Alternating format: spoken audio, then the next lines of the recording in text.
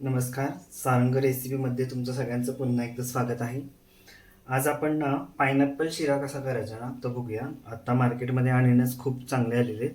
मी त्यातलंच एक पिक्का असा अननस आणलेला आहे. तर आपण त्यातलंच आता अननस वापरून शिरा कसा करायचा तो बघूया. तर त्यासाठी आपण साहित्य काय काय घेतलं ते बघूया. पहिल्यांदा इथं मी अननस घेतलेला आहे. पूर्ण पिकलेला अननस आपल्याला घ्यायचा आहे. कच्चा घ्यायचा नाही आहे, नाही तर काय होईल आपला शिरा आंबट लागेल. तर पूर्ण पिकलेला अननस मी 1 वाटी घेतलेला आहे. रवा आपण 1 वाटी घेतलेला आहे आणि साखर 1 वाटी. तिन्हीही मी समप्रमाणात घेतलेले. तुम्हाला जसा शिरा वाढवायचा असेल त्या पद्धतीने तुम्ही रवा आहे ते सगळं साहित्य ॲड करा जास्त तुम्ही. तूप घेतलेले मी इथं एक छोटी वाटी तूप घेतलेले. काजूचे तुकडे घेतलेले. तुमच्याकडे बदाम पिस्ते काय असतील ते वापरले तरी चालेल. 4 वेळी वापरले तरी चालेल. मी फक्त आत्ता काजू वापरणार आहे. इथे मी दूध मसाला घेतलेला आहे. तुमच्याकडे दूध मसाला नसेल तर तुम्ही जायफळ वेलचीपूड वापरली तरी चालेल. आणि इथं मी खायचा पिवळा रंग घेतलेला आहे. का आता आपल्या शिऱ्याला थोडासा कलर यावा, का आपण पायनॅपल शिरा करतो म्हणून कलर येण्यासाठी मी पिवळा कलर यूज केलेला आहे इथं. तर आपण काय करायचं, पहिल्यांदा रवा आहे ना तो थोडासा गोल्डन ब्राऊन भाजून घ्यायचा आहे. तर आपण तुपात भाजणार नाही आहे, असंच नॉर्मली भाजून घ्यायचं आपल्याला.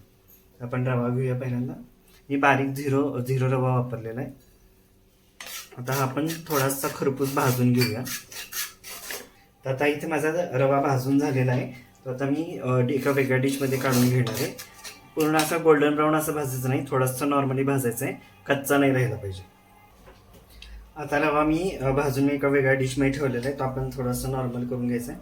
तर आपण काय करायचं, ह्यात तूप टाकून घ्यायचं आहे.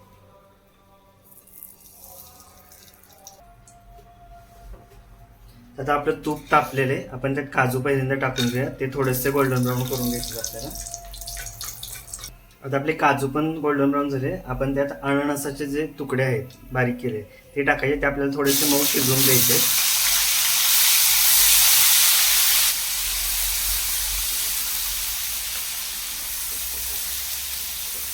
आपण ते तुपामध्ये ना चांगले असे मऊ असे शिजवून घ्यायचे अननसाचे तुकडे. आता मी त्यात 2 वाट्या पाणी घालणार आहे.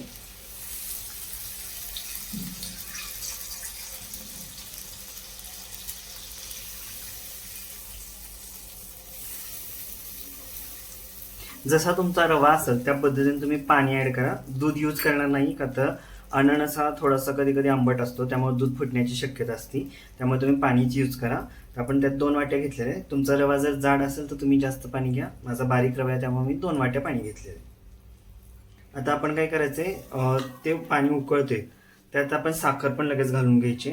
तर मी जेवढा रवा घेतलाय तेवढ्याच मी मोजून साखर घेतलेली. तुमच्या जसं गोड असेल त्या पद्धतीने तुम्ही साखर यूज करा. तर आपण साखर पण त्यात टाकून घ्यायची आणि ती पूर्ण आपल्याला विरघळून घ्यायची त्यात. आणि हा फूड कलर. आता आपलं पाणी उकळलेले त्यात मी आता हा दूध मसाला जो घेतलेला तो घालणार आहे. दूध मसाला जर तुम्ही यूज केला तर तुम्हाला बाकीचं काही घालण्याची गरज नाही. तुम्ही अजून जर एक्स्ट्रा नुसतं जायफळ वेलची पूड घेतली तर तुम्ही केशरच्या काड्या पण टाका, त्याने पण एक कलर छान येतो आपल्या शिऱ्याला. तर 1-5 मिनिटं मी चांगलं उकळून देणार आहे. आणि हा आपला अननस आहे ना तो पण थोडासा मऊ झालेला आहे. आता आपण त्यात रवा टाकून घेऊया.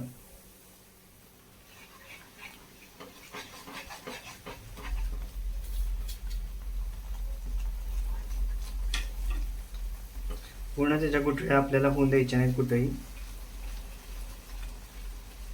आणि बारीक गॅसवरती आपण हा शिरा झाकून व्यवस्थित तो फुलून द्यायचा. तर आता एक 5-10 मिनिटं झालेली आहेत. मी बारीक गॅसवरती शिरा झाकून ठेवला होता. 5-10 मिनिटानंतर आपण तो ओपन करून बघू कसं झालेलं आहे. हा का, त्याला पूर्ण साईडनं तूप सुटलेले व्यवस्थित. आणि हा का, शिरा पण आपला व्यवस्थित फडफडीत छान झालेला आहे आणि मऊ झालेला आहे. आणि त्याचा वास पण एकदम छान येतोय. आपल्या कलर पण बघा शिऱ्याला किती खूप छान आलेला आहे. तुम्ही ह्यात अजून जर तुम्हाला ड्रायफ्रूट वेगळे पाहिजे असेल, चारोळे ते पाहिजे असते तुम्ही घातले तरी चालणार आहे. तर त्यावरनं मी सजवताना त्या केशरच्या काड्या लावणार आहे. तर तुमच्या जसं तुम्हाला आवडेल त्या पद्धतीने तुम्ही करा. तर आता आपला ऑलमोस्ट सगळा शिरा व्यवस्थित तयार आहे. तर आता आपण एक 5 मिनिटं तसंच झाकून ठेवू आणि नंतर आपण तो खाण्यासाठी सर्व करूया. तर आता मी त्याला व्यवस्थित एकजीव करून घेतो पहिल्यांदा आणि तो एक 5 मिनिटं मी झाकून ठेवतो.